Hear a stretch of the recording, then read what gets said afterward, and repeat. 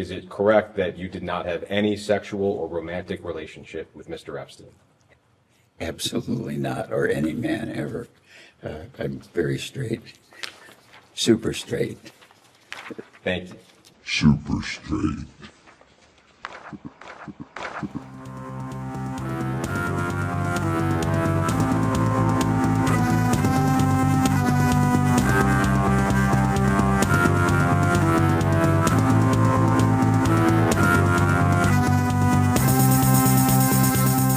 Hello and welcome to Kump.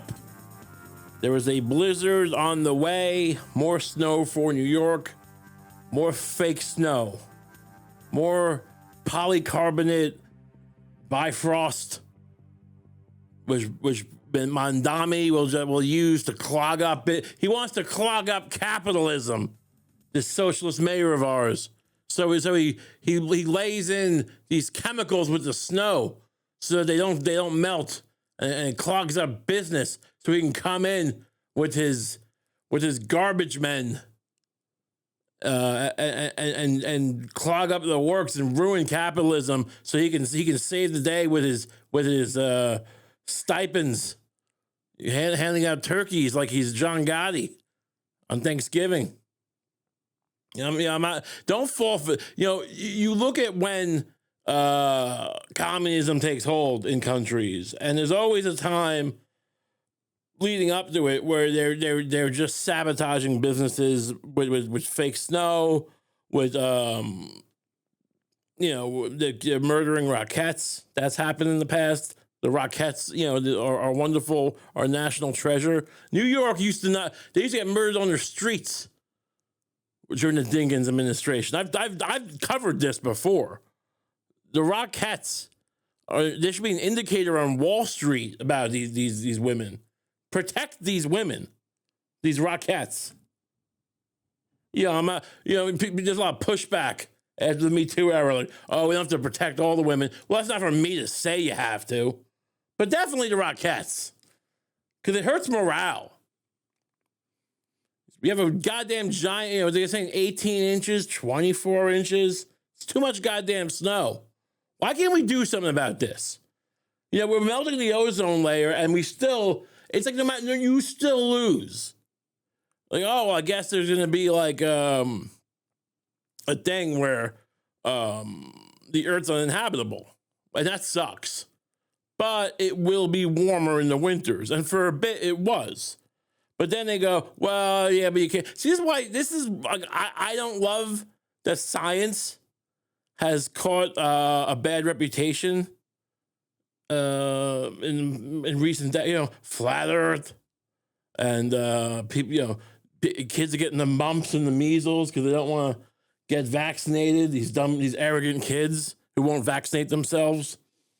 That being said, science is not doing themselves any favors by all this double speak. This constantly, it's gonna be a boiling Sahara desert everywhere south of Alaska. And you go, well, okay, but that's not ideal. And if I go back in time, I wouldn't pick it again. But there's some trade-off there, at least. At least we can enjoy February a little more.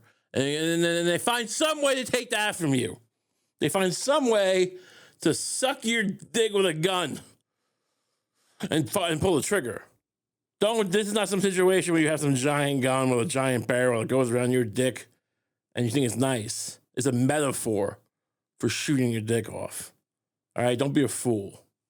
Don't be a goddamn fool. I'm talking about a man coming to you with a promise of a slurping mouth, I guess. I don't know. A man comes to me, offers me, I'm just getting lost. It's not, it'll be can I interest you in a woman, whatever this fucking thing is. The whole gift horse in the mouth. It also refers to blowjobs. It's about blowjobs. Don't just, no one's just coming and offering you for no reason. You go up to a woman, you go, let me eat your pussy. It just doesn't happen like that. There's a sequence of events, right? There's a way these things evolve. So, you get your mouth or you get your dick shot. Don't blame me. Don't complain to me. Is that how Prince Andrew got ensnared in his life of ill repute? I don't know. The man has been arrested, right? Britain's former Prince Andrew has been arrested on suspicion of misconduct in public office. Now known as Andrew Mountbatten Windsor, he was taken into custody in Norfolk just a short while ago. He is accused of allegedly sharing confidential information with the late sex offender Jeffrey Epstein. Ooh, that's a faux pas. Mountbatten Windsor has previously denied any wrongdoing over his ties to Epstein. King Charles had stripped his brother of his titles back in October and has since evicted him from Windsor. That's cold-blooded. It's like, oh, Charles, why can't I be a pedophile? Don't take away my house. I want to be a pedophile, Charles. I don't want to be a Mountbatten. The fuck is Mountbatten? His name is that their name? I thought his name was Windsor. I knew the guy who the from Game of Thrones in the show The Crown. The guy who Tyrion Lannister, right? Tywin Lannister, Tyrion's dad. He played a guy who was in The Crown who was named Mountbatten, Dickie Mountbatten, right? But that's not. These guys are Windsors. No one knows how this works over there. These royals. Look at this. Look at this guy. He was. Look at this picture. He looks. It's disgraceful. He just looks. I mean, they really took him. He took himself down a peg on his own petard. Imagine you were a Prince of England and now you're a Mountbatten. Now you're just a scumbag. You friggin' did all the wrong things, all the worst things, and now you're here. That's it's nice. It's a nice thing, right? I think it's a nice. I mean, it's a nice that there's finally something going on with this Epstein shit. There was years where it was just there's the worst shit in the world, and we're not gonna do nothing. And for the most part, they haven't done anything. They've talked a lot, and they've but there's finally, we've had to take a bunch of people. Chomsky had to take a peg in his reputation. Noam Chomsky, the famous, I don't know what you call him. He invented linguistics or something, but he's more famous for writing manufactured consent and being he's in Good Will Hunting. I wonder if they'll digitally take him out of Good Will Hunting. His name. Did they say Chomsky's name or did they just say manufacturing consent? Either way, take it out. I just like the idea of forcing Gus Van Sant to take it out. If you're gonna do it, I'm not gonna be involved. It's owned by Miramax or whatever. Let them make it. No, we're gonna make you do a commentary for your connection to Epstein. I'm not connected with Epstein. Well, Chomsky was kicking ass and taking names. But no, apparently Chomsky, I did say, it's he probably wasn't, when I first heard, I'm like, he probably wasn't directly, he probably, Chomsky probably hit him up on an email. He's probably, I do think blah, blah, blah, the mechanisms of power or blah, blah, blah, because he's just, Chomsky would just let you fucking flatter him into but apparently Chomsky's giving him money and he's helping him here's how you defend yourself in these pedophilia charges. I'm Noam Chomsky, the genius. God damn. And apparently he needed the money because his sons were suing him. How do you? I mean, you're 98 years old. You're the world's most famous. I know it's he worked for MIT, which is a government military, whatever. He's probably intelligence asset or something. Some people, real leftists think he's controlled opposition. Whatever. You've got this reputation. You wear sweater vests and you go, when you're a professor, that's all you got. I mean, you make money. I mean, I didn't think they were making that kind of money. I thought they were making, he lived in a townhouse in Boston and went to dinner parties and, oh, yeah, that's very interesting, Mr. Pinker, whoever he talks to. Oh, yeah, I know he hated Sam Harris. But apparently, you need tons of, if he should have just fucking, just been a bum. Why are you, you're 95, you have a kind of virtuous reputation. Your sons are suing you because you don't want to give them I think they hated his new wife, so they tried to sue him, like to get his money out of his estate before he died, which I didn't realize you could do. I'm gonna try to do it to my parents.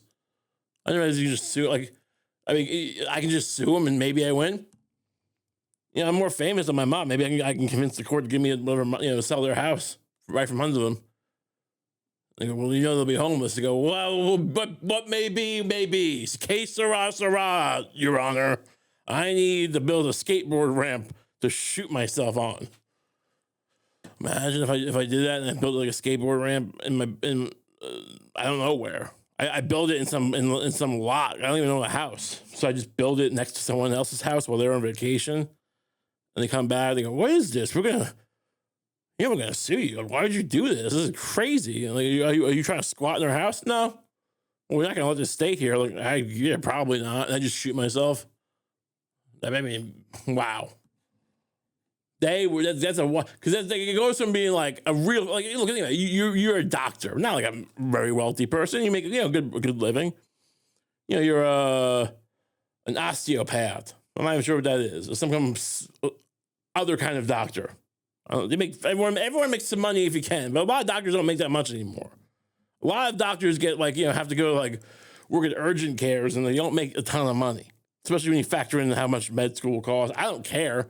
I'm not sitting here going let's fucking start a charity for doctors. Don't get me twisted.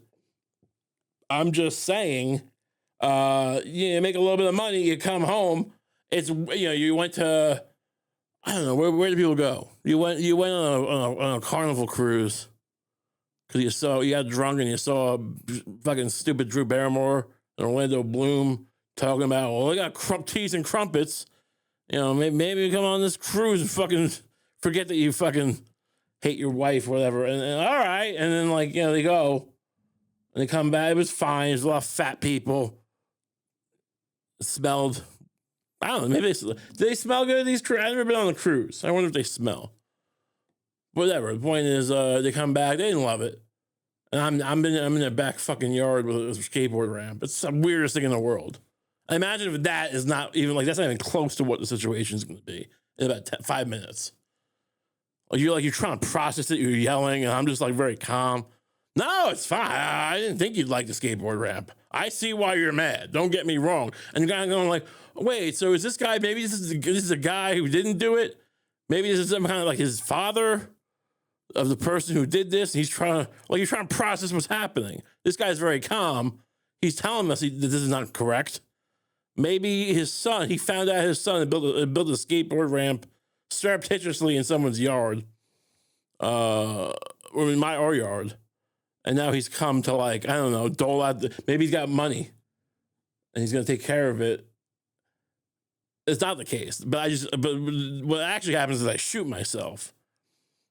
God, that's chilling. But not we're scared. More you wonder. If that happens, do you assume you're in some kind if that happens to you? If a man, because it's not, it's one thing for a man to break into your house and kill himself. That's crazy. But for a man to pay people, because I know you're thinking, you need plans, you need permits, you need X, Y, and Z. But not if I pay a bunch of people who have no stake in the game. I pay I don't even know if they have to be illegal. They could be illegal immigrants. They could be just, I don't know what guys. I don't know. Maybe there's a bunch of guys. You don't have to be bonded, right, to build stuff. There might just be a bunch of guys that go, I'll pay you triple what you normally, I'll pay you 10 grand each. Pay you 20 grand each to help me to build this for me. It's all my name. Fuck do they care? I'll pay for their fake IDs that they can carry around. Doesn't matter. It's all on me. I'm not gonna be alive very much longer. So it's whatever. I get it done, and they just don't know. I'm just saying you don't know what to make of it. Do you assume you're in a horror film, some kind of film? It's a Jackass situation, right? That's the thing. We haven't really experimented with bringing Jackass into the real world. Or these Impractical Jokers, right? Things are getting weirder and weirder in life. People are getting their throats cut over nothing, right? People getting, there's shootings happening all the time. You know, you're in school and someone shoots you and the cops, it's like, well, us just watching the cop. The cop didn't even try. I'm not saying all the time. That happened, right? Once. I don't keep up with the news. Wasn't there a cop who didn't try at one of these schools? Very sad. Imagine if you were like, you were like going, oh, there's a cop. And then you get shot in the head. You didn't even know he didn't try. Random life. Point is, but we're not really like upping the whimsy. If we up the whimsy, I feel like there's something there. We can maybe get like just like wild situation. Like, why have these suicide pods, for instance, that they're always talking about? They're always talking about these like pods that you can go into and end it very calmly. But why not end it with a lot of chaos? Maybe that's what I can offer. And I can't look. I have to phrase this very carefully. I much in the same way when you play Dungeons and Dragons, I don't play the game for you. If I'm the inventor of Dungeons and the Dragons, I'm not rolling your dice for you. You're making your own character, and but here's the campaign or whatever. The Witches of Norfax. All these Witches of Norfax. Look what they're doing. They're poisoning the well. They're stealing a bunch of people, turn them into rats. These Witches of Norfax. Someone's got to do something. You got to do something about it? Give me $20, and I'll give you the script that I wrote. I mean, imagine to live in such a time, by the way, where you could just sell horse shit like that, and people are happy to pay it because there was nothing going on. You and a bunch of other fucking ex-cons get together and you play Dungeons and Dragons every Saturday. Witches, hey guys, I put the Witches of Norfax. Like, what the fuck is that? This guy 7-Eleven sold it to me. He says, "Fat guy 7-Eleven." He said, he wrote it. He worked for D&D. Like that's just a fuck. It's written in a marble notebook. What the fuck are you talking about? How much did you pay him? Like $20. Like, well, that's a lot in this time. This is not, that's like a decent amount of money in whatever time I'm fantasizing about, the 1980s. You fucking idiot. Whatever. I did, I wrote something. I gave him a scenario to play. It was fun for him. These guys are like sex offenders or whatever. It's not like he shouldn't feel ashamed. Like, if I was there, I'd be like, whoa. I wrote the fucking thing. It's good. I mean, I didn't like pitch it to Wizards of the Coast or whatever. I didn't go through their legal department. I'm sorry, a bunch of guys who fucking, what did you do, fucking kid? And you're gonna get indignant about me fucking it's not an officially licensed Dungeons and Dragons expansion? Oh, you just fucking touched yourself at the park? Well, you're still breaking society's norms and laws. Who the fuck are you? I wrote them over a notebook. What do you want me to fucking pay for 1980s publishing? They don't have Amazon, per book, whatever they call it, print per book, book per print, whatever the fuck it's called. I gotta take out this shit from you pervs, you fucking scum of the earth. This is fucking it's a wild time. There's a lot of people are very upset about this. We'll get to more. We have the Wexter thing we can talk about. There's a lot of stuff. What is this? Tariffs. Can you believe it? It said tariffs. And I gotta be before a court. Can you believe it? This is like men playing in women's sports, transgender for everybody. I have a new one to add, voter ID. Sure. The Democrats don't want to give us voter ID because they want to cheat. I mean, I got another word for you. Skligglebub. What's it? I mean, he's just fucking throwing out things here. I mean, that's why he's better than me at this. Because that was my fucking, why don't you just say Squigglebub? What does that even fucking mean? I mean, yeah, he is incoherent. He's losing it. But, I'm just say Squigglebub. I mean, there's levels to this shit. He is better at, because he makes it look easy. I mean, right now if you look, he's kind of making it look a little hard. He looks a little fucking shot. He ain't casual here. But still, I mean, tariffs, fucking tariffs. I mean, the Supreme Court shut down his tariffs, I guess, and he like built them right back up. It's hard to figure out what's going on. Apparently, they've struck down a lot of his tariffs. And he's like, I'll just make a different law. Because they use this one set of laws.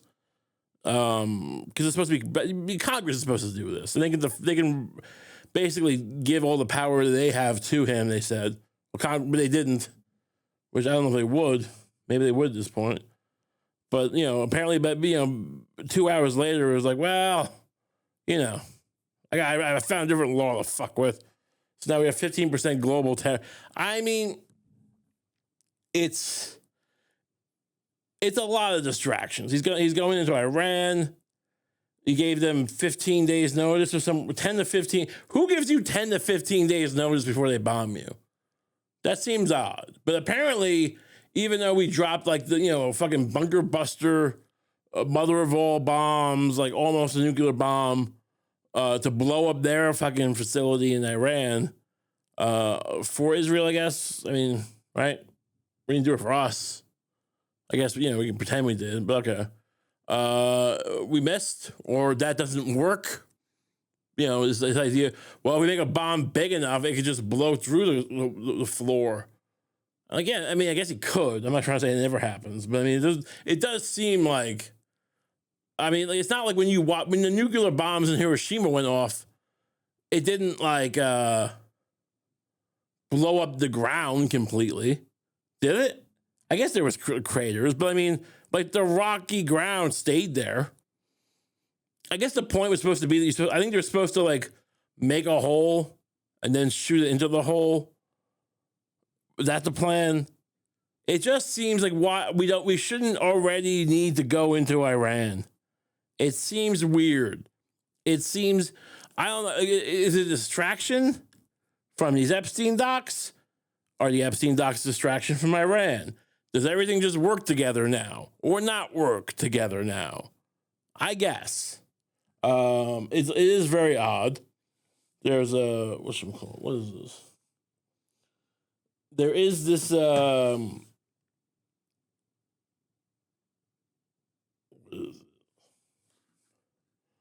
tariffs have, okay. The tariffs got knocked down, right? And then this came out that Trump's secretary silent as Sun's poised to make bank from end of this. This is Yahoo Finance. You would think they would just say money, but they say bank because it's not, or is it New Republic?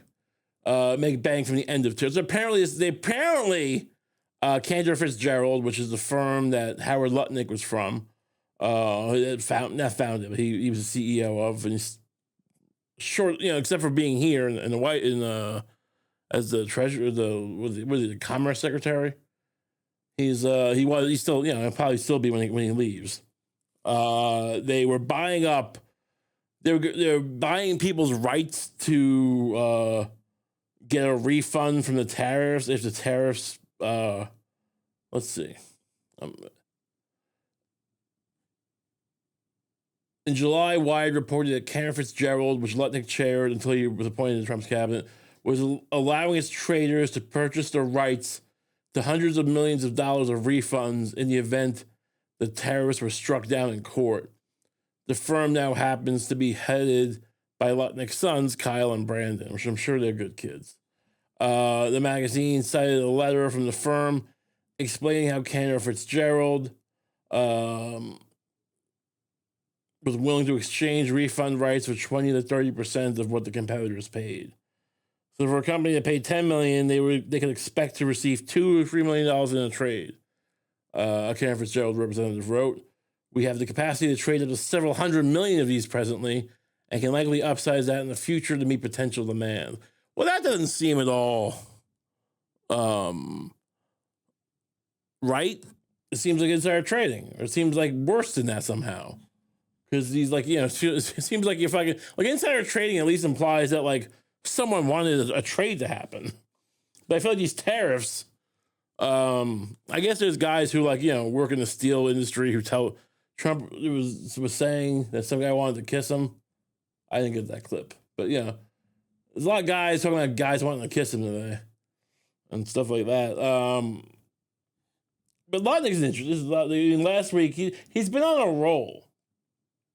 This is him last week. You led people to believe that you had cut off all contact with Jeffrey Epstein. Probably about 10 emails connecting me with him over a 14-year period. I did not have any relationship with him. I barely had anything to do with that person. That person. Okay? Did you, in fact, make the visit to Jeffrey Epstein's private island? Which is like, you would think that'd be like, well, no, I didn't go to the island. Are you crazy? Like, I just said I'd cut off all contact. I'm going to the island. I lived next door to him. Maybe I ran into him. You're going to catch me on that? You're not going to catch me on that, go to the island. Are you crazy? I did have lunch with him as I was on a boat going across on a family vacation. Yeah. Did have lunch with him as I was on a boat going across. Well, I was on a boat. I was on a fucking boat. The boat rules, Across on a family vacation. My wife was with me, as were my 4 children and nannies. There's also a reference to the fact that Epstein had expressed an interest in meeting your nanny. Do you know whether Jeffrey Epstein ever met with your nanny? No, I saw that. I had no idea what that was about. Had nothing to do with me or outside. Why'd you bring up the nanny? I also went with my nanny. Epstein wanted to meet your nanny. No. As far as I know, no. Would you, Mr. Secretary, be willing to ensure that the file is complete to share with this committee and the Congress your own records, any records you have that relate to Jeffrey Epstein? I love his pause. I will surely talk about that. I hadn't thought about that. I have nothing to hide. Absolutely nothing. Oh, yeah, sure. I hadn't thought about that. So we'll get into that. I got nothing to hide, but yeah, we'll get into that. I can't commit to being honest. Look, I'd love to commit to just being honest and telling you everything I know and everything, but I got nothing to hide. But I can't do that. And then a couple of days later, they were in the Oval Office. He's really been great, and Howard has built one of the great companies, Cantor Fitzgerald. It was wiped out, completely wiped out, other than a few people left in Europe. And he rebuilt the company into a bigger, better company. Cantor Fitzgerald is one of the most, absolutely one of the top companies on Wall Street, stocks, bonds, trading. And he took that, he literally watched the plane go into the building, into the World Trade Center. Amazing story. That alone is an amazing story. He was delayed because his wife insisted that he finally, after years, take his child to school. So he took his child to school that one day, because normally he would have been in the building at 6 o'clock in the morning. That's that business, right? So you owe your wife a lot and your child a lot, right? But his wife insisted that he take his child to school. For 5 years he didn't do it. He was horrible. What kind of a... What's this remind me of? This reminds me of something. This is... But on September 11, luckily for him, Silverstein didn't go to work. Even though he had already scheduled a business meeting in the North Tower, he found out that his wife had made an appointment for him at the dermatologist. The morning of September 11th, Silverstein was scheduled to have breakfast at the restaurant at the top of the North Tower. He canceled at the last minute at the insistence of his wife, Clara, who wanted him to go see his dermatologist. That particular morning, my wife, God bless her, had made an appointment for me. Yeah, this is my wife. She found a rash. What's the problem? In the days after, she noticed 3 men on top of a van, posing for pictures with the towers burning in the background. That's just something else. Don't worry about that. That's nothing. Don't worry about that. No, look, this is a thing. When they kept talking about Ludwig, I'm like, I didn't even know who this guy was at first. I'm like, Lutnick? Who's this guy, Lutnick? And then someone mentioned Cantor Fitzgerald. I'm like, yeah, the guys in, I remembered this. The guy was crying on TV like 20 years ago or whatever. This is... normally you would have been in your office on which floor? 105th floor. On the 105th floor. And yet you didn't go in early that morning. Because of a critical decision you made. Okay. My little boy, I have a 5-year-old, and it was his first day of kindergarten at at Horace Mann. So I took him for his first day at Big Boy School. And because of that, I was late getting down to the office. Right. Or, Center. The head of Cantor Fitzgerald, Harold Lutnick, just happened to be out of the as he earlier today. In talking to our insurance company CNA told me that they would, they told our guys, they didn't tell me, and then they told me that that they were willing to treat this as an accidental death, which means that they would double the policy for all of my victims upstairs and all of us, and so that added $35 million to that group upstairs. But the sad thing is, so $35 million sounds like so much money. Putting on the tears. But the same thing, he's excited. He's so excited he got over on the insurance company or whatever. Look, fuck it, make them pay. I don't care. But if you divide it by 700 people, it's only $50,000. It's not enough to. You crocodile. I wonder who was it. Were they the ones who? Someone shorted the fucking airline stocks. I wonder. Couldn't have been them though. Couldn't have been them. That's crazy. It just seems very odd. It's a very odd time, But did he do it? Look, he had lunch on an island. Leave him alone. All right. This is what's the big fucking. We're not here to indict people for being good at finance, right? We're not here to indict people for getting, for making the insurance company pay what they're supposed to pay, and for fucking. And we're not here to indict people for fucking, capitalizing potentially on information, and kind of manipulating things. I can't accuse anyone of anything, but it's like, look, there's tariffs for the first time since like the 1800s. All these fucking tariffs. What is this, the Wealth of Nations Part 2? We got fucking tariffs everywhere, and then we got people profiting on the tariffs going down. It does seem a little. Now I'm thinking about it. How do you profit from it's not the Supreme Court would have to tell them, I guess, right? Unless you knew it wasn't going to pass. Unless you knew, the Supreme Court. It's like, what if the Supreme Court approves it? They'll never approve it. This is so dubious. What we're doing is so dubious. It's so unconstitutional. Which I'm not an expert, but I mean, that's, I guess that's how you would know. It's like, why don't we just take a bet on Polymarket that the Supreme Court won't let me become the Holy Roman Emperor of America. And I go, well, what if they approve it? I mean, that they might though. That's the thing. They might in that case. They should make me the emperor of something. They make me a fucking give me something to do. People are upset. We'll get more stuff out. Well, you think these topics? You think there's not more topics to discuss? You think there's not more? Why don't you bring up this and that? I'm getting to it. All right, I'm getting to it. Much like Pam Bondi, I'm a trash bag. The Dow. This is Punch the Monkey. Look at this thing. Look at this fucking thing. He's got. They gave. Lucy sent me this thing.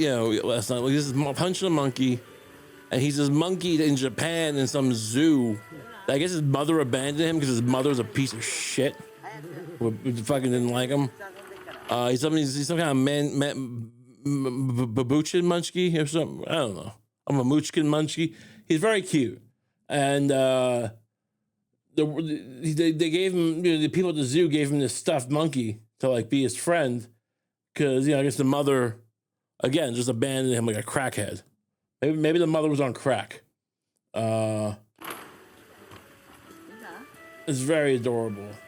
But the problem is that once the other monkeys got involved, I guess they think he thinks he's better than them because he has a stuffed monkey. Because this is what goes down now. Look at this. Look at this shit. They're beating the shit out of this monkey. They are fucking this monkey. He's running to his little stuffed animal. They fucking hate him. And I was ready to lose. I'm not the only one. I was starting to think violent things. I was planning things, collecting money for guns. Because there's all sorts of, and I don't, I'm going to defend some monkey's honor. What am I going to do? But other people have too. And why can't you? People are rallying together much more than they do. For the Epstein. The Epstein stuff is very much like tepid, it's hemming and hawing. But we all seem to want the monkey to do okay. And apparently the whole time, but here's the thing with the internet and the way all this shit works is a lot of the time, by the time you get mad about something, it's already over. Because you get sent these manipulating videos. This is the time. So this is similar footage, and he's got the monkey. A baby macaque, a baby macaque at Japanese zoo went viral with his relationship with a stuffed orangutan. This is so cute. It's so cute. Zookeeper say Punch. His name is Punch. Now 7 months old, was rejected by his mother. I said all this before. Is him crying. But now but recent footage shows things are finally looking up for him. So he's hanging out with monkeys. These older monkeys are pretty ugly, by the way. He's not going to be cute forever. Punch has been spotted climbing on the back of another monkey, being groomed. Signs say he's finally looking to make friends. So we made a big fucking fight. This is all to dissuade. They want to distract you from the Epstein docs. They invented Punch the Monkey to stop you from asking questions about, why have they stopped releasing? There's still like 3 million documents left. They still, there's still a lot of fucking questions to be asked.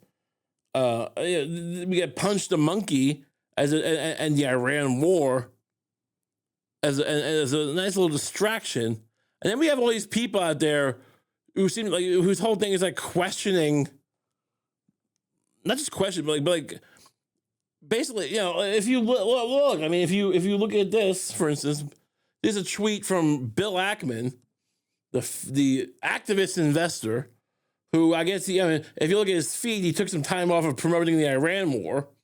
I'm not kidding about that. I mean, that's just everything before and after with him retweeting people going, we're going to blow these people up. The Epstein files have reached the McCarthy era stage. Oh, it's McCarthy era. Okay. Where innocent people are being slandered. What innocent people are being slandered, by the way? Noam Chomsky? I mean, I liked Noam Chomsky before, but the guy's fucking going like, hey, here's how you get away with fucking kids. That doesn't make you innocent. It doesn't make you the world's, I guess it's worst people. We need to distinguish between evildoers and those who appear in the Epstein files. There's plenty of people who are in the Epstein files, and like it's obvious that they're just in the Epstein files. He went to comedy shows all the time. No one's like sitting there going, "Wow, hold on, let's get the cast of the kids in the hall and put them in front of Congress." Because he wanted to see Brain Candy, when it came out, which I made that up, but whatever. I'm just saying. He liked Superbad. We should fucking put Bill Hader in a fucking chair. Who appear in the Epstein files but have done nothing wrong. I'm hearing of totally innocent people being forced to resign from boards, etc., because their name appears somewhere in the documents. Let's return to a world where people are presumed innocent until they are proven guilty. All right. I'm hearing of, you know them? This is very odd behavior, and we're going to see a pattern here, I think. A weird pattern to me. Of just people, I'm not going to ascribe motive to this. There's people out there ascribing motive to these people who are, doing whatever this is. And you can decide that for yourself. I mean, but it's more, I'm more confused by, it's just, all right. So like, if you are just hearing about this, right? You haven't run down the leads. Why don't you check it out first before you put your neck out, basically saying this is all? But what if those things happen to be true? Like, it seems to be a very odd thing where if we accept your premise that you're just, hey, I'm just asking for a reasonable approach here. I'm just asking everyone be a little bit, more reasonable. Take a measured approach. Like, that sounds nice, right? Let's not get too overheated. Did you look into it? No, I just heard some innocent people. I heard innocent people getting accused of being pedos. I heard. I mean, this is McCarthyism. You know what I mean? It's the divide between the evidence you're providing and the degree to which you're trying to. It's not just that hey, the worst of these Epstein things that you're hearing, I just want to maybe, calibrate some of you for expectations. Some of the most outlandish things may not be totally true. Let's not get ahead of ourselves. Let's take it one step at a time. It's McCarthy era, where innocent people are being slandered. And you provide no evidence. Not evidence, but no even people to prove this. Just take your word for it that you heard. I heard some innocent people. He's like, hey, we got to do something about the mafia. Hey, I heard the mafia help some people. So maybe don't do anything. Just saying. You don't want to be going off half-cocked. I heard some things. I mean, this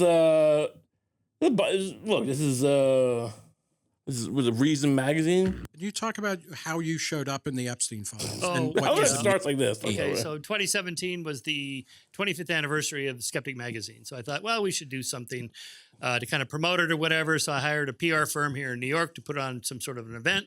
And they said, okay, we're going to do this public event and we need some celebrities. Who do you know? I said, well, I know like Richard Dawkins and Steven Pinker and some other scientists. They go, no, we mean real celebrities. Like, oh, okay. Well, I know Deepak Chopra.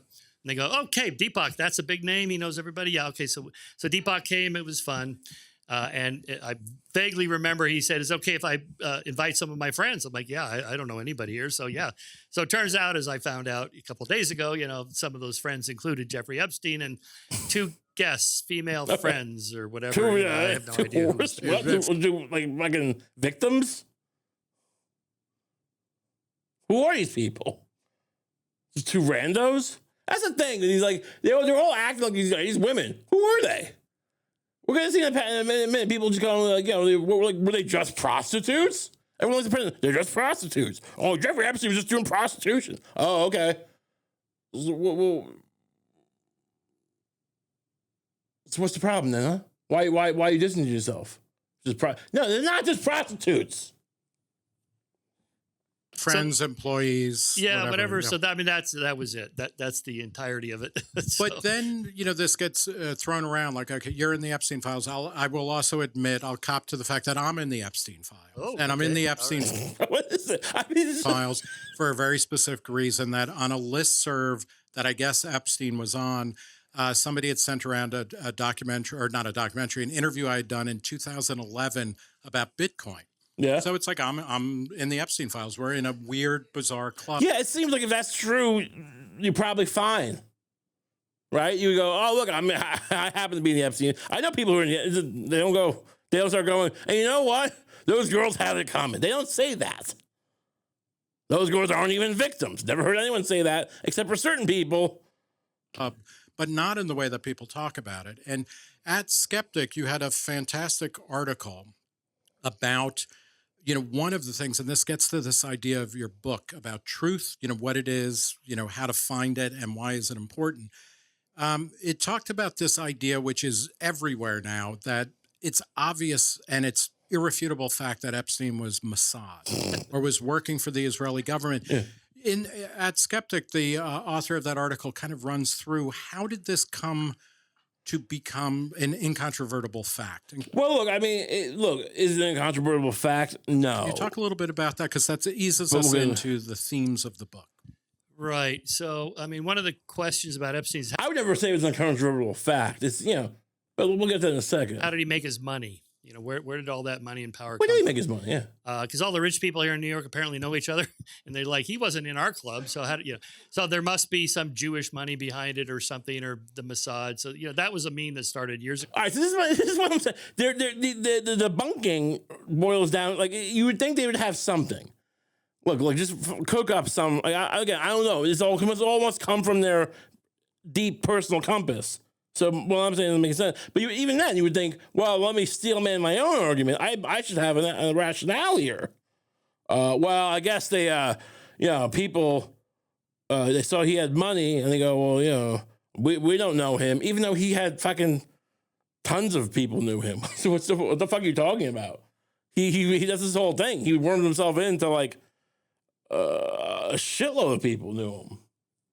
Like, that was his whole trade, was knowing people. But regardless, They go, oh, it must have been some, like, we don't know him. It must be some Jewish thing. And look, I'm just going to, I think the Jews generally, like, there's a lot of them who are good in making money in this. I mean, is Jeffrey Epstein the first Jewish financier? I don't know. I mean, I didn't think so. I didn't think he invented that for Jewish people. I didn't think he was the pioneer. But you're right. It is lazy to say it's just Mossad. I mean, it's not anything ties him to like fucking Israel. Like, what would be the argument here? Hold on. What is this? Barack? Was Barack Obama? Barack says he visited Epstein at home but didn't attend sex parties. Former Prime Minister defends relationship with accused U.S. financier Jeffrey Epstein. Says he never saw any women or girls during his time at Epstein's New York mansion and Caribbean island. He went to the island too. Former Prime Minister Harud Barak said he visited disgraced financier mansion, but he never attended the parties. Epstein was arrested. Oh my God! Wow, this is very interesting. And then this came out the other day. What is this? Why is this one? The next one. Israel installed security at Epstein's Manhattan apartment for ex-Prime Minister Barak. So that surveillance equipment that people were talking about, which was one of the things that tipped people off to maybe there's something here. There's not just him. It's not just his own, sexual proclivities. Maybe he's getting other guys. He's getting them for other guys. He's providing girls. He's trafficking. All that surveillance equipment. Apparently Israel put it in. But they're like, oh, well, that's just because Barack lived there for a while. Well, I don't know. Look, if you're telling me that, Ehud Barak, the former Prime Minister of Israel, I mean, look, when is Bill Clinton going to stay at my apartment? What are we talking about? I'm just saying, stop acting like there's no connection. Except basically, the Prime Minister of Israel lives with him, and he's like, he knows all these guys. I mean, like, whatever. I mean, Shimon Peres, whatever. Other ones, were at the island. On the planes. And that's not even the only, I mean, I'm sure the woman who fucking Wexner says at one point he said was the woman he's going to marry. Ghislaine Maxwell, whatever the fuck. I don't know. Was her dad fucking high level Mossad guy? Yeah. So I guess that's why. But no, you're right. It's just the fact he's Jewish and he makes money in New York, which is very odd. I agree. So that's why you just assume Mossad, not because his co-conspirator's dad was a Mossad legend. That has nothing to do with it, right? Nothing to do with it. Just unrelated. Very odd guys. These guys, I mean, hold on. And then, you have, so that's the problem with the Epstein files. You would expect in millions of documents, there'd be some paper trail of how he was paid by the Israeli government or Mossad agent contacted him here. There's nothing like that. It's just these kind of brief, fleeting. Yeah, you're right. Are we talking about something? I mean, one of the questions about Epstein is how did he make his money? And you can find almost anything. That was a meme that started years ago. And then, you have a file dump of $3 million. Like his money. That was a meme that started years ago. And then, you have a file dump of 3 million documents. People go in searching of a pattern, and you can find almost anything, just cues here and there. But, in terms of, negative evidence, what should exist if X is true? So if 9/11 was really an inside job, then all those WikiLeaks documents, there should be some paper trail somewhere. From the Bush administration paying somebody to do this or that or plant the explosive. There should be, no, you're right. That's what makes it, that rules out any conspiracy. All the evidence about 9/11, Vigilant Guardian, whatever the fuck. If the fact that the war plans were on the desk before we even went in, well, and the fucking, they did prior knowledge. The fact the FBI had these people in custody, they're surveilling them, whatever. That's all bullshit. Because we don't have a receipt of George Bush fucking paying some guy to plant the explosives. A fucking DoorDash receipt for some Semtex. The fuck are you talking about? These people just pull, I don't know what drives people. It might just be being a contrarian. And look, I'm not contrarian, right? I'm not the least confrontational guy who's ever lived. I like to be outspoken from time to time, but there's hills to die on. And and these guys seem, otherwise like maybe they're otherwise intelligent. You would think they'd have if they didn't have a good reason, they wouldn't put their necks out to be contrarian over like the worst thing you can be. The guy's like a proven like fucking child sex offender. What are we doing here? We're like, there's no evidence that he trafficked other people. Not yet. We still have like 3 million documents not being released. You would think. I mean, look, we'll get to it in a minute, but don't you think that would be the last thing they give you if they're showing a pattern of not wanting to give you stuff, and you're getting this, people are getting this pissed about the stuff they have given us. I'll admit it's not as damning as it could be. Don't you? Doesn't that tell you something? What does Occam's razor tell you about that?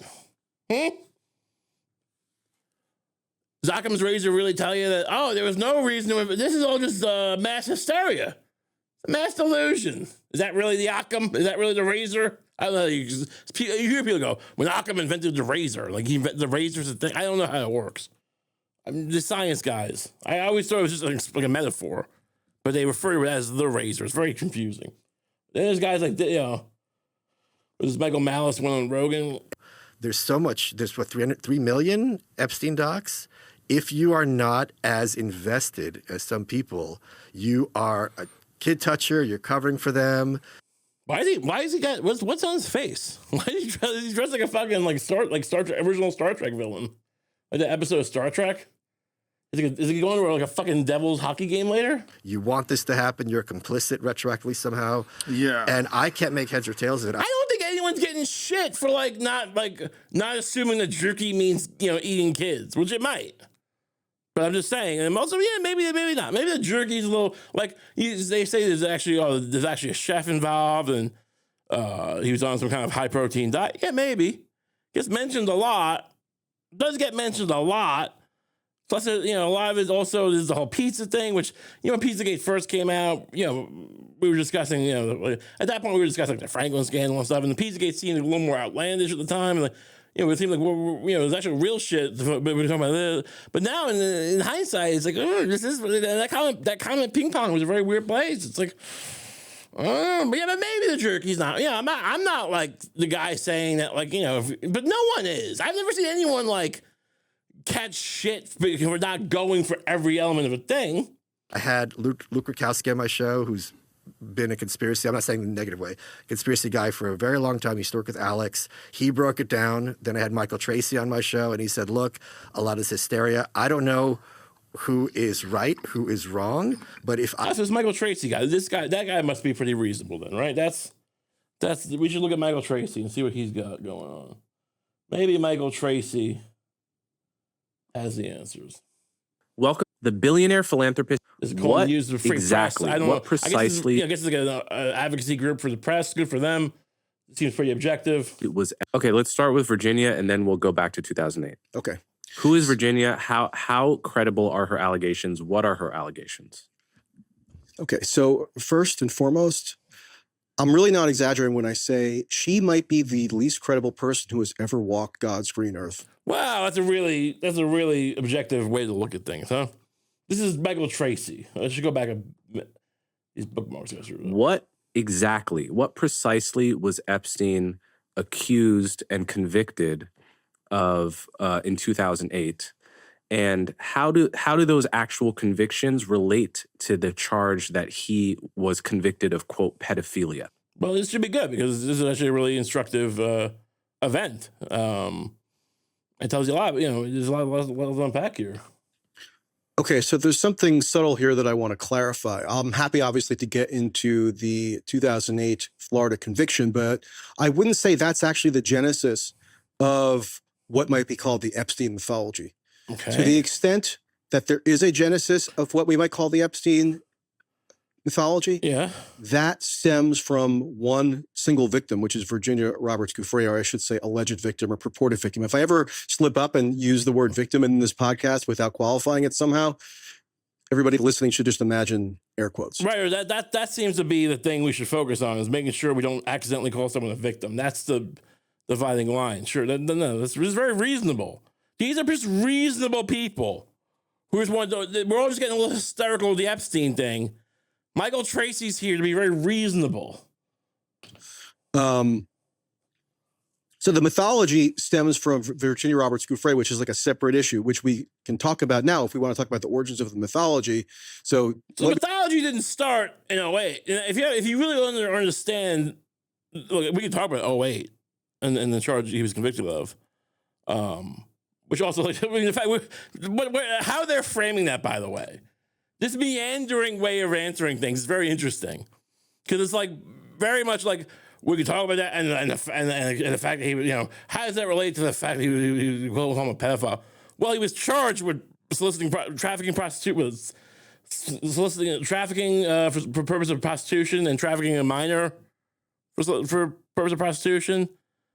Now, famously, that comes on the heels of an investigation in which dozens of girls, ages 14 to 17, came forward, or the cops, Palm Beach police, and told the police that they were molested, raped, whatever, sexual, were compelled to give sexual massages to Jeffrey Epstein. I guess they're paid. Ages 14 and 17, dozens of them. I think there was like 60 altogether. There was a whole investigation. The Palm Beach wanted to pursue much more charges than what happened. Alex Acosta, on behalf of the Justice Department, came in and said, I basically made a non-prosecution agreement with Epstein, which he would plead, he agreed to not, and where he would agree to a plea bargain from the state. So the federal government wouldn't prosecute him, and he would agree to they negotiated this with the state. He would agree to a reduced 13-month sentence and plead to these relatively minor charges relative to what they had the opportunity to charge him with. Almost universally was considered an extremely lenient deal. So much so that Alex Acosta ended up resigning years later when this became known publicly. So yeah, it just seems odd that you go, well, so what were the nature of what were they charged with? And how does that relate to being called, being called a pedophile? As if that's a suspicious thing to call him. Like, here's the thing. I never understood. No one's ever really questioned if he was a pedophile or not. It kind of just came accepted, and not in a way where it's like, you're really blowing my mind here. It's like, if he wasn't a pedophile, just off the bat, like, if you believe he killed himself, why would he kill himself if he wasn't a pedophile? If he was so innocent, like, it was like, if you're saying he's innocent of the charges, now he might not be sometimes he is. They're going back and forth. But like this whole premise of like, well, maybe he wasn't really a pedophile. These girls were, of age, or some of them. I mean, he gets into the whole thing with, well, Virginia Giuffre, if she did have sex with Prince Andrew, at the time would have been of legal age in England, which is like, we're getting into dicey territory. I mean, if that's even, like, it's also like, it's not just one woman, but the point is, like, there's very obvious things here, like, where no one, not even Jeffrey Epstein, pretended to be innocent of that. He might say, I'm not part of a blackmail thing. I'm not part of a trafficking thing to other men. Maybe he would have said that. If he wasn't suicided. But no one ever claimed he was like not a pedophile. So it's an odd line to try to draw. Which way you'd like to go. Okay, let's start with Virginia, and then we'll go back to 2008. Okay. Who is Virginia? How credible are her allegations? What are her allegations? Okay, so first and foremost, it's interesting. Coleman News guys like, well, let's keep it just the facts, ma'am. What are the allegations? Lay it out. I'm really not exaggerating when I say she might be the least credible person who has ever walked. This is just not what someone who's like being very measured and logical talks like. I'm just throwing it out there. Doesn't mean that what he's saying isn't and doesn't going to end up not being held up to logical scrutiny. But I just don't. It's not the most. If you're teaching a class on how to come off logical, I wouldn't suggest using extreme hyperbole and dubious of dubious merit on top of that. Oh, God's green earth. I mean, the least credible. Think of it. I get that it's supposed to be hyper. I mean, I'm not sure how hyperbole is supposed to work. Like hyperbole is, it's never like supposed to be something that holds up to scrutiny. Like, you know, you're not supposed to use hyperbole in a court of law or in a journalistic setting where like it's a very sensitive topic. You're trying to convince people, and you can't just go, "What if I call you out? Are you just going to say it was hyperbole?" It seems like this doesn't seem like the event. I'm not sure what, because she must be an extreme liar. I mean, everything this woman, her name must not even be Virginia Giuffre, right? Because there's people out there who just live completely fake lives, right? And defraud people of billions of dollars, and you know, just have like, you know, there's people who have multiple families and don't tell anybody. There's serial killers. The Zodiac killer. The BTK, isn't it? Which one of the BTK killer had a family and his family didn't know? Wouldn't you say he's less credible than Virginia Giuffre? Even if what you're saying, even if there's like a reason, even if what you're going to say is true. But whatever. I mean, again, this is where they want you to be arguing about. It's just this is why it just seems odd, because like you hear people, you know, you hear people all just hysterical. Why don't you listen to a guy like Michael Tracy, the reasonable man? Seriously, it's stunning how integral she was, because she's now deceased, to the propagation of this Epstein mythology that's gripping countries around the world. I mean, I keep hearing that the UK government might collapse as a result of this. Obviously, it's all anybody can seem to talk about in the United States. There are flare-ups in France, Norway, Australia. I mean, it's incredible.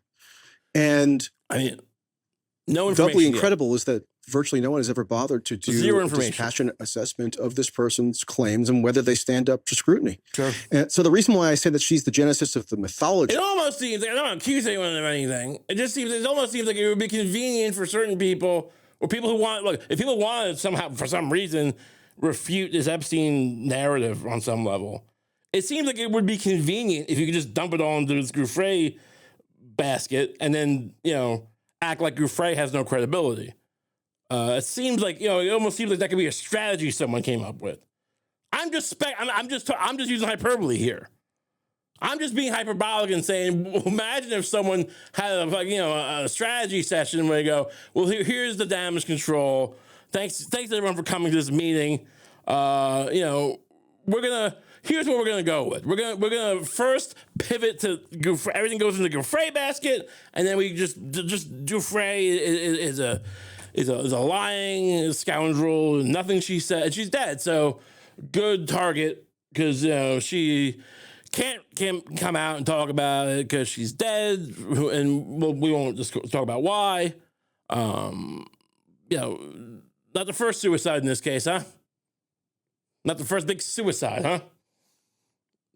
So I don't know. I'm just saying, it just seems. But let's get some facts though. Maybe at some point I'll say some facts that we can actually consider. Is that the mythology was not really? I mean, no, I'm a very measured person. I just keep using loaded words like calling it a mythology, right? I just keep saying mythology 10,000 times, as if I'm a moron. And I guess it is a mythology. I mean, that's not an objective word, by the way. I'm just saying, I'm not implying that he has any motive beyond just not being good at logic. I'm not implying that he has any motive beyond using the language of a similar language style as someone who manipulates people, clumsily as it may be. I don't know this guy. I mean, apparently he was into the Ukraine stuff, on Twitter. That was his beat before this for a while. I got no stake in the game as far as Michael Tracy. I just don't, I have no reason to doubt his sincerity. It just seems like he kind of sounds like other people I've met in my life who are completely full of shit. But that's not his fault. At full throttle or anything close to it in 2007, 2008, when Epstein pleaded guilty to 2 state-level prostitution Florida charges in Florida. The mythology really. So you're gonna leave out you're gonna leave out that during the non-prosecution agreement came with wait, what was it? Oh, a blanket immunity, a broad blanket immunity for any potential co-conspirators. It's very odd. It's a very odd thing to come with. We're not going to talk about that, right? They'll just shove it into anything, all right? That's just like, there may not be any solid evidence right now that we can, on paper, beyond the testimony of Giuffre, who, I mean, you know, there was a picture of her with Prince Andrew, who she claimed to have sex with Prince Andrew, that fashion guy, whatever. It was like 3 or 4 people. Andrew paid her like $12 million, I think, in the settlement. Right? Prince Andrew, $12 million. And there's a picture of him with Ghislaine Maxwell in it. It's just, you know, she's on the flight logs. It doesn't seem like she's the least credible person. Now you can poke some holes in certain parts of it, maybe. I don't know. Like, I'm not here like I'm not her lawyer.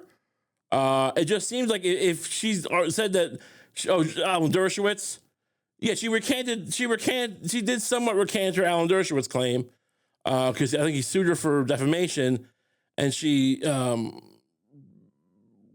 walked it back or whatever and said, you know, I may have been mistaken.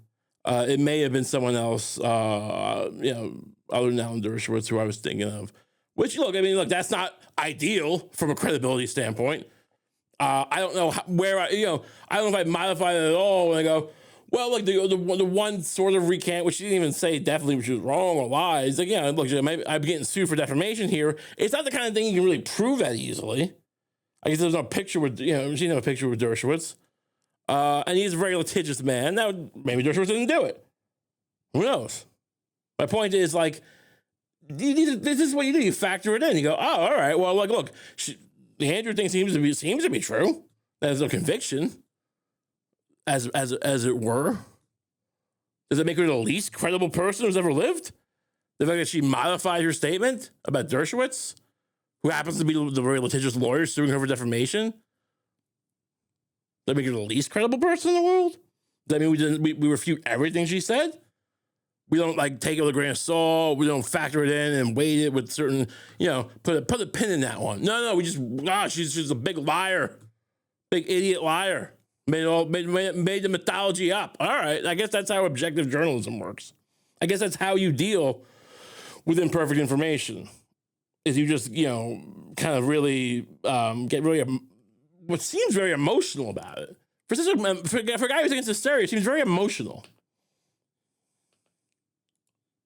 Right. Only arose much later.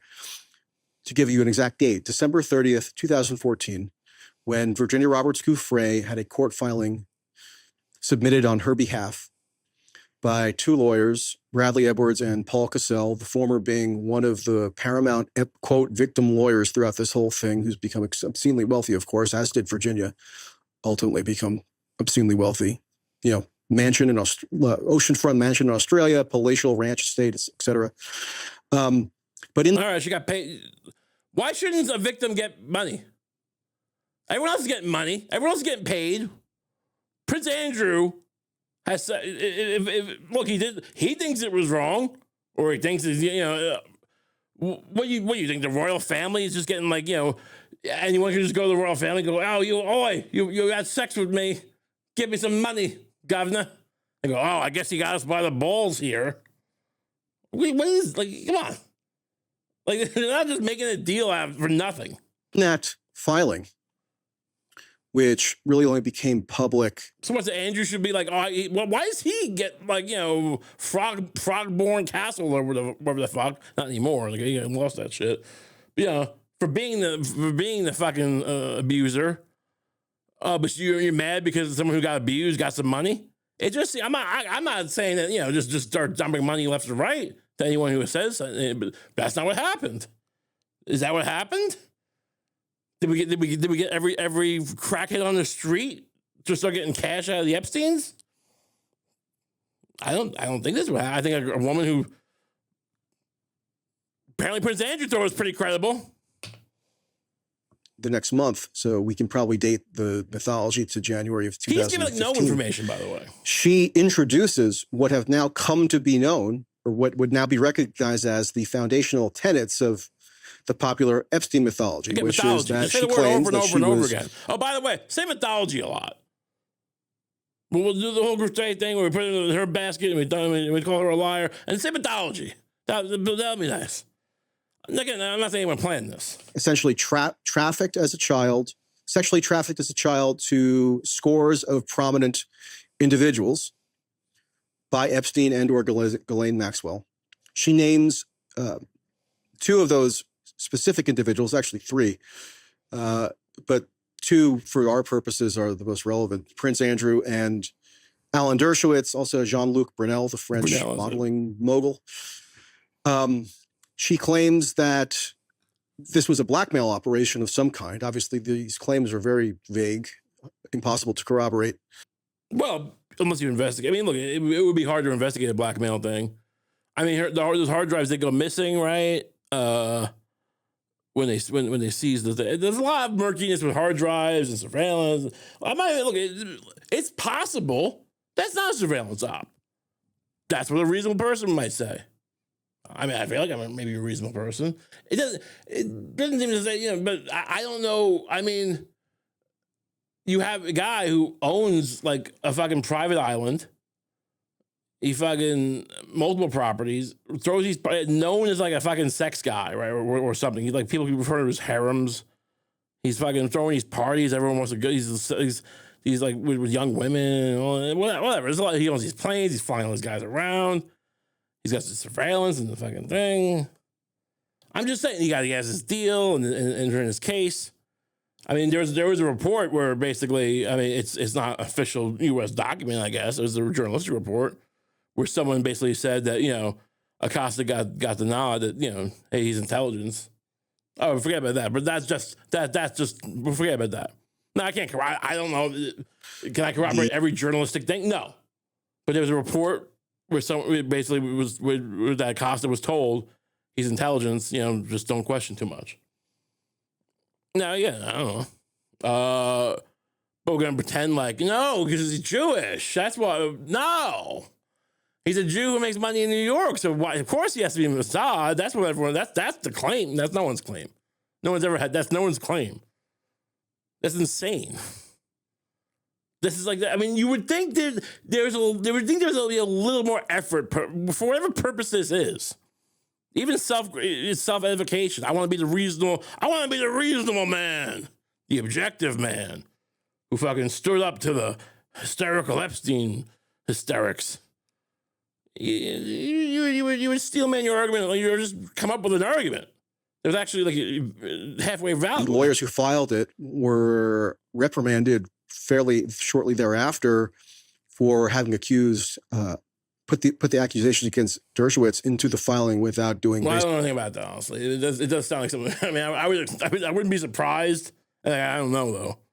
I wouldn't be surprised if Dershowitz made a big fuss because they couldn't, and so he kind of prompted that scolding. But whatever, maybe not. Maybe the judge was very offended. Who knows? It's like due diligence. I guess someone might know, by the way. I'm not saying no. I don't know. And and also she says that in addition to Andrew, Dershowitz, and Brunel, that there's this undefined group of others to whom she had also been trafficked. We should really look into this, huh? It was sort of an astonishing thing to see in a court filing because that's not really according to the rules and procedures. But she says princes, prime ministers, etc., also sexually preyed upon her as a child. Now, this caused a bit of a firestorm when it was publicized by the media. Look, even if she did overclaim, right? Like prime minister, I mean, okay, but Andrew settled her for $12 million. Like we're dealing with, I think I was like, oh, okay. And a lot of the stuff she look, not everything she said gelled with all the other victims. A lot of the other victims, some of the other victims they used in the case against Maxwell didn't claim they were trafficked to other people. it's not like they have everyone. I'm willing to accept maybe it wasn't other people, but the idea that, we're like, the fact you think there is makes you a fucking maniac. But whatever. But then why are we acting as if nothing she says can be believed? Is she the only fucking person who's ever been a witness to in a case that has complications? Did we question what Sammy the Bull says in the mafia case? I mean, that's actually a case where it's a guy who's like complicit in the crimes and has like motives. He's like, we all the time we deal with these people who are like actually part of a criminal enterprise and they flip very self-servingly. By the way, Jeffrey Epstein didn't flip. He didn't flip with anybody. By the way, you would think, maybe he got that deal because he flipped on someone or he cooperated. No, he didn't cooperate at all. He fucking didn't give him anything. There's nothing to give him, That's usually why people get better deals, right? Why would he get such a lenient deal? I mean, what leverage did he have? And he had good lawyers. He had these very good lawyers. Like Dershowitz and other people, very elite lawyers. That's a factor. You would think, though, it's like if you it kind of tells you that it probably wasn't an overblown case, huh? Because if you had these great lawyers, if you didn't do anything, and you have these great fucking lawyers, and you're gonna serve 13 months in jail, and you're innocent? No. Come on, you're almost a billionaire, and you're gonna spend 13 months in jail for nothing? Who's doing that deal? This is not the proof, right? This is just let's just look at it rationally. There's not proof of any. It's just more like, let's not pretend like this idea that we're gonna subtly try to downplay these charges in 2008, and through semantics trying to just kind of gradually make them seem smaller than they were. No, they were fucking. This is the deal he got was it should. I mean, Jared Fogle did much less and has got 15 years. Just saying. In 2015.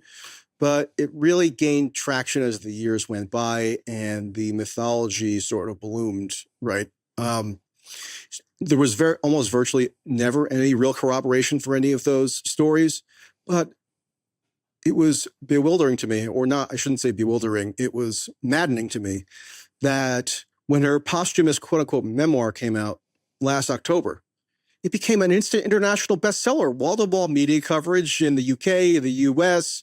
Yeah, it's in every airport I've been to in the past few months. They seem bitter about it. Like, why is her book doing well? I mean, I don't want to scrub it. The body language. I'm not a body language expert, but they seem a little pissy about the fact that her book is selling well at the airport. Yeah.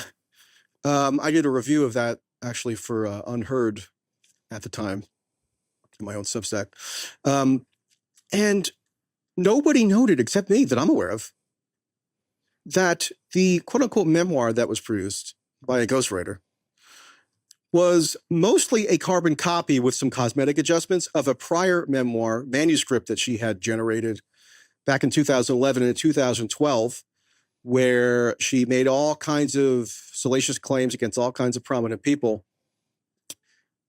accusing them of committing sex crimes against her, that she later had to concede, or rather her lawyers had to concede on her behalf, that she, quote, fictionalized the memoir. Now, here's the thing. This is like, you go, maybe he's just mistaken. That, he's a reasonable man. He's an objective man. He's just mistaken a little bit. He's a little mistaken. But it seems like a weird distortion. If you didn't do it purposefully, you'd wonder how you do it at all. Because what really happened. No, I can't find any reference to the idea besides him saying it that it's a carbon copy of this other manuscript. But the reality is, during her case, back in it was 2016, I believe, this came. The opposing side tried to bring forward this like the defense tried to bring forward this manuscript as like some kind of impeaching evidence that well, she this is the version of her manuscript to, her story that she told, and it's these facts are all wrong, and you go, no, this is something she'd written. Look, she wrote a fucking people do this. It's not an unknown thing. She wrote a fictionalized account of her story. She has her reasons, whatever, her fucking publisher or lawyer, I don't know. This is not disputed. She was pitching it to people as a fictionalized version of the events. And then they tried to impeach her, and then the trial still went forward. To my understanding, it's like if this was impeaching, this would have brought that. Didn't seem to work. The judge didn't seem, this is. But that's what this was. No one tried to pass it off as an actual. It's not like she wrote this version, draft 1 of her memoir, and it's all these lies or whatever. And apparently, it wasn't even that much of a. We have to go side by side and read them side by side and to get the distortions of it. But apparently, it wasn't even that. It's overstated how what was changed. It's like the time and the timing and the location of where these sex crimes happened, which is all right. I mean, but this is not as if she wrote a draft. And then, came forward and was like, well, I have draft 3. And these are a lot. Well, that's just, No, she was pitching this as a fictionalized account or whatever. I've seen these before. I forget which ones. People do this. So, it's just, was that in a vacuum? Is that hurt her? I don't know. You could try to use it as it hurts her. She caught shit for getting paid for an interview. She claimed she didn't know it was a thing. You don't get paid for interviews. I honestly, when I heard that, I wasn't sure if I knew that. I'm sure I can definitely see how you can use that against someone. I just wouldn't know if it was, I assume when people do these interviews, though, I assume a lot of them are getting paid, but maybe not. But no, are we gonna kind of weight these things? Kind of no, she's a liar. It's a big lie, biggest liar who's ever lived. Okay, so it's very misleading. It's not that you don't believe or there's reasons. Oh no, we're going to distort. These are very easily refutable distortions. So good guy, really reasonable guy. So it just seems like a strange. This week when we have a lot of people in Europe, in England, they're getting some comeuppance. Other people are very upset that anything's happening. I guess I don't know. It's too much. We got to slow down the Epstein thing. Too much, too fast. It's been what, 10 years? Longer? I'm just saying, how long ago did he quote unquote kill himself? I mean, we have to read. Are they just assuming that we've all forgotten the litany of fuckery every step of the way? Oh, the cameras are off. Oh, yeah, no, that one cell. Oh, fuck, that's crazy, huh? I mean, it's just, it's laughable. It's like the guy we all were joking about. Is he gonna get suicided? Oh shit, he did. Oh, the cameras don't work. Okay, I mean, it's a very. I mean, I guess it's just at this point you just got to throw sand in the air. Well, the walls closing in. You would like to think so. We'll see what happens. I want people to be reasonable. Reasonable. All right. Well, thanks so much for tuning in. You can check out more on the Patreon. It's patreon.com/RayCump. We do an extra episode every week, even when we're, even when the YouTube show, whatever, isn't on that week. Every week is on the Patreon. So that's, whatever. I'm just saying, that's a nice thing. Thanks so much for tuning in, and just stay safe, and hope we don't go to war, and have a good night.